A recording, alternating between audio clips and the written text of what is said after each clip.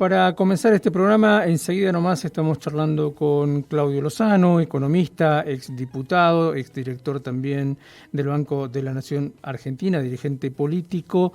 y queríamos, en función de todas estas cuestiones, charlar con él un ratito a propósito de dos temas centrales. Por un lado, la situación que se dio y que se continúa dando en torno de esta escasez artificial, pregunto, de combustibles en todo el país, y el uso de este tipo de herramientas por parte de las refinadoras y las empresas petroleras transnacionales. Claudio Lozano, lo saludamos. ¿Cómo está? Muy buenos días, un gusto saludarlo.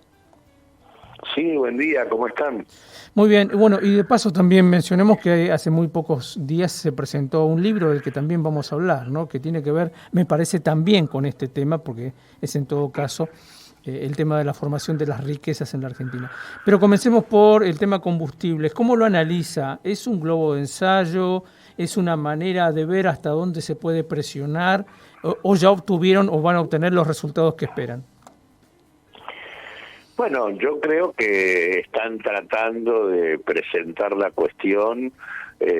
tratando de llevar agua para el molino de la opción neoliberal que representa Milei en la candidatura presidencial, asociando lo que es la escasez de combustible con la fijación de precios que se planteó a partir de posterior a las PASO, para las petroleras. Y la verdad que el planteo es francamente estúpido y absolutamente, digamos, incongruente con lo que ha sido la realidad respecto al sector. Lejos de ser un problema de la fijación del precio, es la falta de una regulación mucho más integral sobre un sector de la economía absolutamente concentrado en manos de un puñado reducido de empresas, que son las que tienen el control sobre la producción, sobre la refinación y la distribución de el combustible en la Argentina, del petróleo, del gas y de los combustibles asociados a ellos, y que casualmente un mercado en donde aparecen empresas con un grado de control sobre la producción y además fuertemente integradas, es decir, son empresas que están a nivel productivo pero también tienen refinerías y al mismo tiempo distribuyen, con ese grado de integración y ese grado de concentración, todos los argumentos respecto al funcionamiento del libre mercado desaparecen, y el manual más elemental de la discusión económica recomienda una intervención para que el mercado funcione de manera más razonable. Y de hecho el absurdo completo del momento que vivimos, y que por eso es absolutamente razonable el ultimátum que le dio el hoy candidato a presidente Sergio Massa a las petroleras, en el sentido de que tienen que regularizar, digamos, el abastecimiento, y de lo contrario no se les va a permitir exportar. El absurdo es que en un país donde luego del efecto vaca muerta, la producción de hidrocarburos crece, las exportaciones también y las inversiones también, en ese contexto no tengamos el combustible que necesitamos. Más allá de algún pico coyuntural de demanda, no tiene ningún sentido que eso ocurra. Y la verdad que cuando uno mira los datos, resulta sorprendente que en lugar de echarle la culpa al precio que se fija luego de las PASO, que por otra parte se fija en un contexto donde la evolución que han venido teniendo los precios de los combustibles en el mercado interno es una evolución absolutamente permanente, digamos, se han mantenido en dólares prácticamente en los últimos años, y en el último semestre de este año han evolucionado en línea con la evolución de los precios internacionales, e incluso después de la devaluación de las PASO del 14 de agosto, de la devaluación del 22%, el congelamiento se establece luego de haberles permitido una autorización de aumento del 12%, o sea que realmente no es un problema con el precio. Lo que sí uno puede observar en los datos oficiales es que mientras crece la producción, lo que es la producción de combustibles que se da a través de la evolución de las refinerías,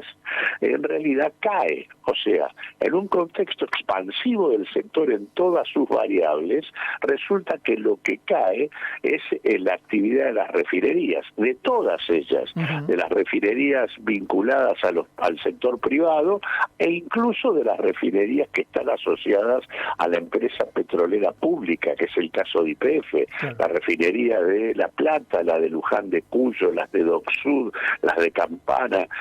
todas ellas muestran caídas de la actividad y de la producción respecto a los meses anteriores. Esto pasa incluso antes del congelamiento e incluso caídas respecto al año anterior, al 2022, e incluso respecto al 2021 en algunos casos. O sea que ahí es donde está el problema, y esto es el resultado del comportamiento especulativo de las petroleras que tienden, si no hay una regulación eficaz, por eso digo que el problema acá no es el precio, sino que no hay una regulación más integral en un sector tan concentrado e integrado. Las petroleras, cuando tienen una diferencia de precio entre el precio al cual colocan en el mercado interno y el precio que logran en el mercado internacional, acá ellos colocan el barril a 56, 58 dólares, mientras que a nivel del mercado mundial lo colocan a 85, 90 dólares. ¿Eso qué hace? Hace que tiendan a abastecer el mercado internacional exportando y desabastezcan la colocación de la producción de hidrocarburos a nivel de las refinerías, que son las que abastecen el mercado interno. Y esto es así porque existe esta diferencia de precios que les permite maximizar sus ganancias si venden al exterior. Por eso es que tiene que haber una regulación que no solo tome en cuenta los precios, sino que también discuta las cantidades que tienen que poner en el mercado interno para garantizar un abastecimiento normal de la demanda que requiera la sociedad argentina. Y la verdad que esto no ocurre, no porque el precio que tengan que reciben en el mercado interno sea malo, porque cuando uno mira los balances, el costo de extracción, por ejemplo, en Vaca Muerta, está en 10 dólares por barril, y Vaca Muerta se ha transformado en gran medida en la fuente principal de los hidrocarburos que se generan en la Argentina, y como digo, desde un costo de extracción de 10 dólares a un barril en donde se les reconoce 56, 58 dólares, realmente la diferencia es significativa, aún suponiendo que el costo de extracción no implica todo el costo. Lo cierto es que el barril en la Argentina podría colocarse con absoluta tranquilidad y garantizándoles una ganancia normal entre 25 y 30 dólares. Y sin embargo, prácticamente se les duplica el precio interno al cual terminan colocando el combustible en nuestro país. O sea, no es que estén perdiendo por el tema de colocar a 56, 58 dólares, porque los costos en la Argentina son muy bajos, y casualmente esa ventaja es la ventaja que lógicamente nuestro país tiene que tener por el hecho objetivo de que nosotros no somos importadores netos de hidrocarburos, importamos una pequeña parte del total que consumimos, y consecuentemente no tiene sentido que tengamos que pagar el precio internacional. Así que en ese sentido es ese comportamiento especulativo en donde venden afuera y colocan menos acá adentro el que en todo caso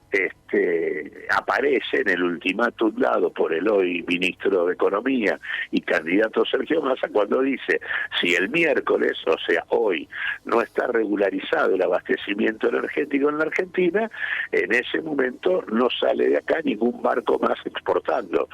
diciéndoles abastezcan el mercado interno y dejen de colocar afuera lo que efectivamente están produciendo, pero que no colocan en las refinerías. Y lo importante a ver acá es que, muy lejos del planteo que hace todo el circo multimediático y hegemónico que pretende colocar este problema en la intervención demoníaca del Estado de que fijó, congeló un precio, lo que hay acá es la falta de una regulación más integral sobre un sector que tiene niveles de concentración e integración en muy pocos grupos empresarios,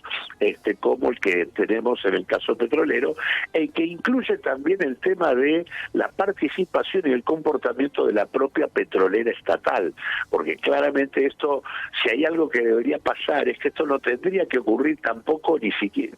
bajo ningún punto de vista con YPF, y sin embargo también está ocurriendo con las refinerías asociadas a la petrolera estatal,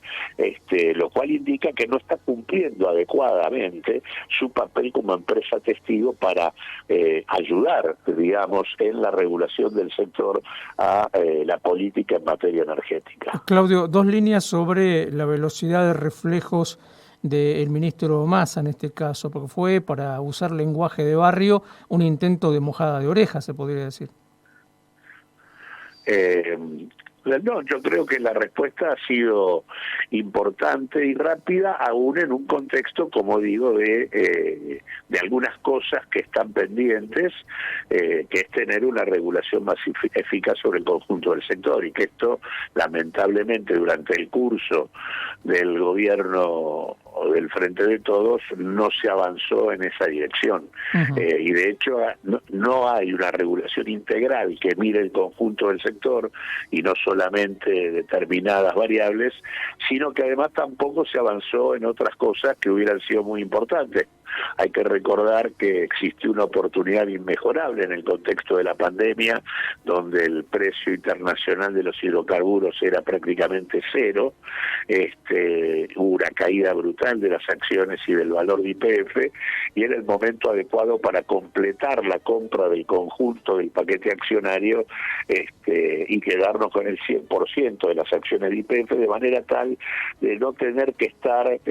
con una empresa que, si bien tiene un 51% de propiedad estatal, tiene un 49% de participación de capitales privados, donde confluyen fondos de inversión, donde confluyen petroleras y donde por lo tanto reclaman un comportamiento más comercial uh-huh. que público en el funcionamiento de la empresa. Ahí se perdió una oportunidad inmejorable de recuperar una petrolera que, para que actúe como herramienta principal de la política energética, y creo que eso, por ejemplo, se ve con claridad en esta coyuntura, donde YPF aparece con un comportamiento similar a las empresas privadas cuando no debería tenerlo. Uh-huh. Claudio, para cerrar, 2 líneas sobre el recientemente presentado libro La disputa por los ingresos y la riqueza. De algún modo, esta charla que hemos tenido roza estos temas o tiene que ver con estos temas también, ¿no? Hablemos de este libro, cómo se gestó y cómo se piensa distribuir, además. Mira, es un libro en el que confluyen muchas de las investigaciones que hemos venido haciendo en los últimos tiempos, pero que tiene que ver fundamentalmente con las políticas que son imprescindibles de aplicar para poner en marcha un proceso de redistribución de ingresos en la Argentina. Está claro que si uno toma sobre todo la gestión del gobierno al Frente de Todos, a pesar de la recuperación de la actividad económica que se vivió entre el 2020 y el 2022, claramente esa recuperación no tuvo un reparto equitativo. Es más, en el contexto de un fuerte proceso de recuperación de la actividad, tanto el comportamiento de la política pública como la remarcación de precios permitieron un proceso de distribución desigual de los ingresos, que hace que, a pesar de que la actividad económica creció, lo que también creció fue la pobreza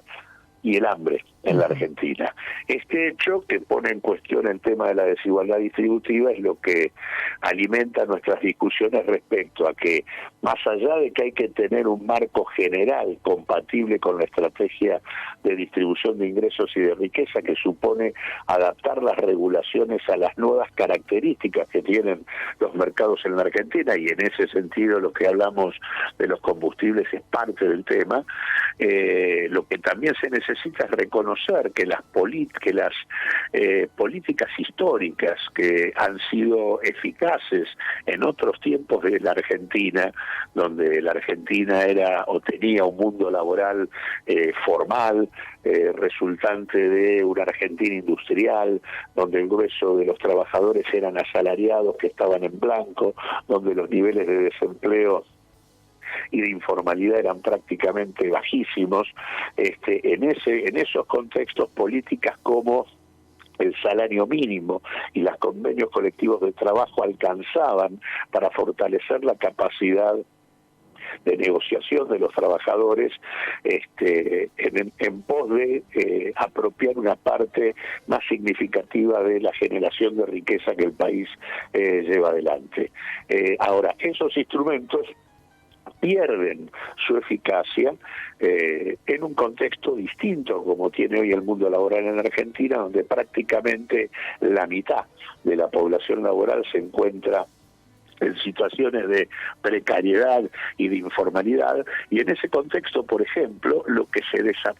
desarma son los pisos, es decir, el piso de los ingresos laborales en la Argentina era normalmente el salario mínimo vital y móvil. Bueno, hoy ese salario no es vital, no es móvil,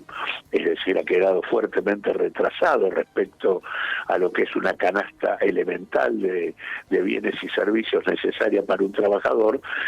pero tampoco es mínimo, es decir, ni siquiera es el piso mínimo de ingresos. Hoy en la Argentina prácticamente 1 de cada 3 de los que trabajan, fruto de la existencia de niveles de informalidad y desempleo como los que tenemos, 1 de cada 3 trabajadores no perciben los ingresos vinculados o establecidos por el salario mínimo. Por lo tanto, lo que hay que establecer son políticas públicas que reconstruyan los pisos, tanto civilizatorios que necesitaría la Argentina. Es absurdo que en un país productor de alimentos tengamos hambre como tenemos hoy, y los pisos laborales. Y en este sentido, lo que el trabajo plantea es que se necesitan políticas públicas nuevas en el terreno laboral que fijen estos pisos que de alguna manera han ido desapareciendo en el marco del crecimiento de la informalidad. Y básicamente se trabaja con 2 propuestas que de alguna manera se discuten a nivel mundial, que es por un lado el ingreso básico universal, que nosotros planteamos en este sentido que debe aplicarse fundamentalmente sobre la población en situación de informalidad, y por otro lado la puesta en marcha de un programa de empleo garantizado que reemplace a los actuales programas de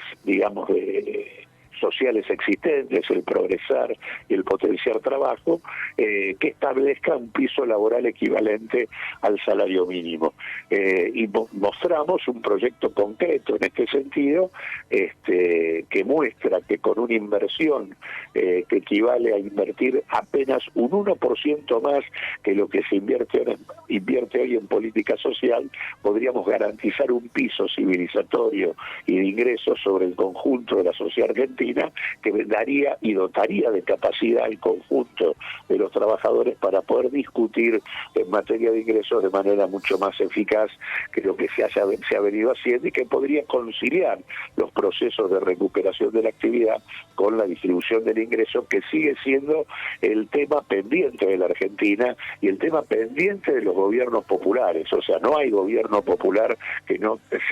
si no es capaz de llevar adelante un proceso de reparto equitativo del esfuerzo generado a través del mayor nivel de actividad. Tal cual. Claudio, como siempre, muchísimas gracias por atendernos. No, al contrario, gracias a ustedes por llamarme. Claudio Lozano charlaba con nosotros a propósito de 2 temas: su opinión sobre toda esta situación que ha venido a darse en torno del combustible, su escasez en la Argentina, escasez que todavía se nota en el día de hoy, aunque la promesa es que la situación se está regularizando y que el combustible ha vuelto a aparecer en las terminales. Y por otro lado hablábamos de la reciente presentación de su libro, La disputa por los ingresos y la riqueza. Es un libro que ha escrito en coautoría con la economista Ana Rameri. Este libro se presentó hace unos 3 días aproximadamente.